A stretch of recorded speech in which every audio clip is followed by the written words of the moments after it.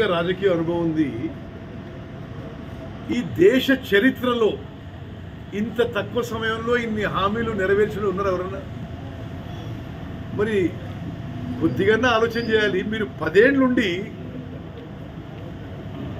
ఎస్సీలకి ఎస్టీలకి 3 ఎకరాలు ఇస్తామని ఇవ్వలే, డబుల్ బెడ్రూమ్ ఇల్లు కట్టబెడతామని ఇవ్వలే, ముస్లింలకి 12 రిజర్వేషన్ ఇవ్వలే.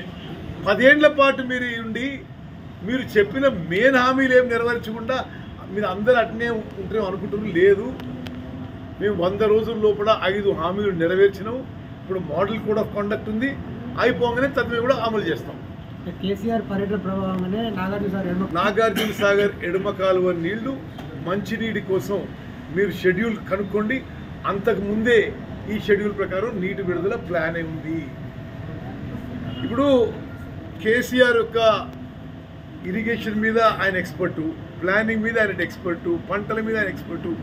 మరి ఈ భూ ప్రపంచంలో అన్ని ఎక్స్పర్ట్ కదా, అందుకోసమే కాళేశ్వరం కడితే కూలిపోయింది. ఇక ఆయన ఉచిత సలహాలు తీసుకునే పరిస్థితి మేము లేవు.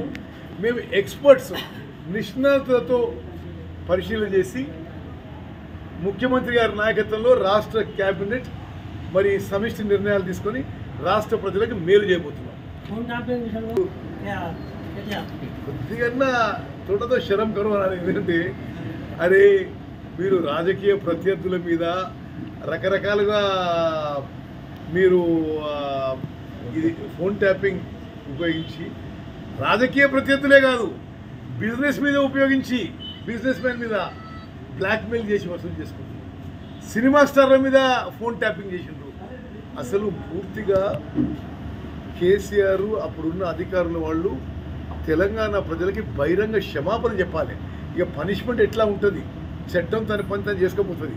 బట్ ఇంత సిగ్గుమాలిన పని చేసినందుకు క్షమాపణ చెప్పబోయి మరి వాళ్ళు ఎదురుదాడి దిగితే టూ మచ్.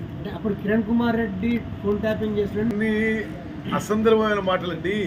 ఇప్పుడు 4, 5, 10 మంది పోలీస్ అధికారులు మమ్మల్ని ఫలానా చెప్పిండు, అందుకోసమే ఫోన్లు ట్యాపింగ్ చేసినాము, అందుకోసమే వాళ్ళు ఎలక్షన్ల ముందుకు పోనీయలే, ఎలక్షన్లో వాళ్ళకి పోలీస్ వెహికల్స్లో మేము పైసలు ట్రాన్స్పోర్ట్ చేసినాము, మరి అవతల వాళ్ళు అన్ని విధాలుగా నిర్బంధం పెట్టినాము అని వాళ్ళే కదా ఒప్పుకుంది. అలా పోలీసు వాళ్ళే కన్ఫ్యూషన్ చేసింది కదా.